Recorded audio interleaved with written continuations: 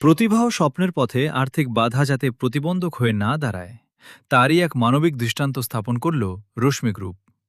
পশ্চিম মেদিনীপুরের পিংলার কৃতি যোগাসন প্রতিযোগী সনম খাতুন এবার থাইল্যান্ডের ব্যাংককে অনুষ্ঠিত আন্তর্জাতিক প্রতিযোগিতায় ভারতের প্রতিনিধিত্ব করার সুযোগ পেয়েছেন।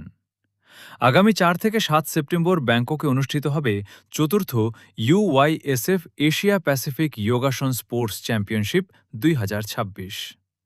বিভিন্ন দেশের প্রতিযোগীদের অংশগ্রহণে এই আন্তর্জাতিক যোগাসন প্রতিযোগিতায় ভারতের হয়ে অংশ নেওয়ার জন্য নির্বাচিত হয়েছেন পিংলার সনম।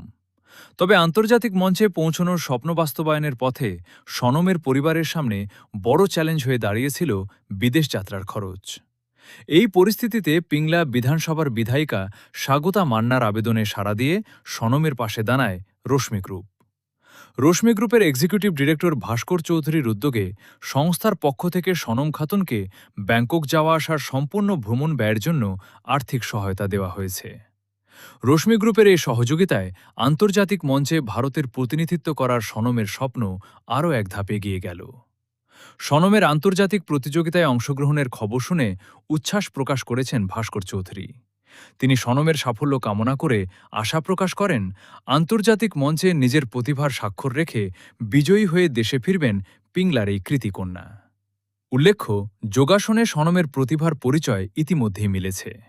চলতি বছরের শুরুতে আন্তর্জাতিক স্তরের একটি যোগাসন প্রতিযোগিতার জুনিয়র বিভাগে প্রথম স্থান অধিকার করে স্বর্ণপদক জয় করেছিলেন তিনি বলে সংবাদ মাধ্যমে প্রকাশিত হয়। সনমের আন্তর্জাতিক সাফল্যের যাত্রায় পাশে দাঁড়িয়ে রশ্মি গ্রুপের এই উদ্যোগকে সামাজিক দায়বদ্ধতার একটি ইতিবাচক দৃষ্টান্ত হিসেবে দেখছেন এলাকার মানুষ। সনমের পরিবারও রশ্মি গ্রুপের প্রতি কৃতজ্ঞতা প্রকাশ করেছে। পাশাপাশি সনমের পাশে দাঁড়ানোর জন্য রশ্মি গ্রুপকে ধন্যবাদ জানিয়েছেন পিংলার বিধায়িকা স্বাগতা মান্না। পিংলার ছোট্ট মেয়ের স্বপ্ন এবার আন্তর্জাতিক মঞ্চে। সনমের হাত ধরে ব্যাংককের মাটিতে ভারতের তেরঙ্গা উড়বে, এই আশাতেই শুভেচ্ছা জানাচ্ছেন এলাকার মানুষ। সত্যি খুব ভালো লাগছে।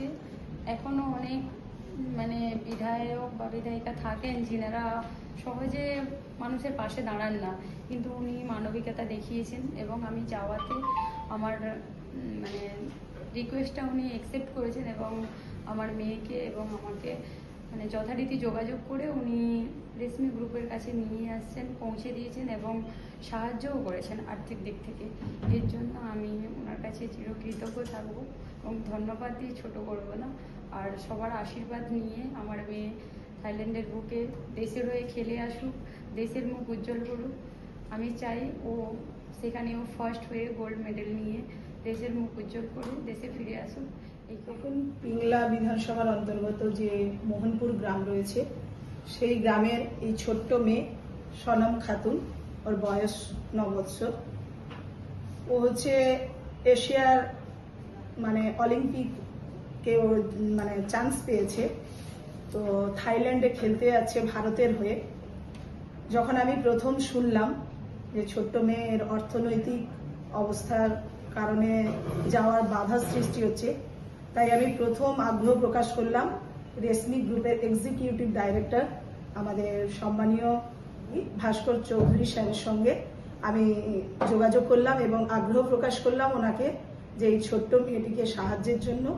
তাই উনি এই ছোট্ট মেয়েটির পাশে দাঁড়ালেন এবং ওর যে যাওয়ার ফ্লাইটের টিকিটেরও ব্যবস্থা করে দিয়েছেন এবং আমি আমার তরফ থেকে ওনাকে অসংখ্য অসংখ্য কৃতজ্ঞতা এবং ধন্যবাদ জ্ঞাপন করছি।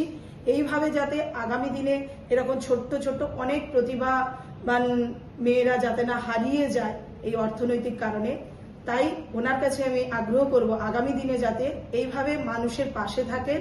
তার জন্য আমি ওনার কাছে আবারও আগ্রহ করছি এবং ওনাকে কৃতজ্ঞতা এবং ধন্যবাদ জ্ঞাপন করছি যে উনি এইভাবে ছোট্ট মেয়েটির পাশে। आज का जो प्रोग्राम है ये पिंगला विधानसभा के अंतर्गत एक छोटी सी बच्ची है 9 साल की, जिसका नाम है सोनम खातून।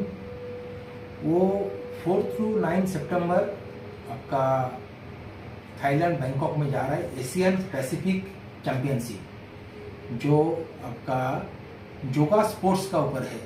वो लड़की इंडिया से फर्स्ट हुई थी, इसमें गोल्ड मेडल उसको मिला था।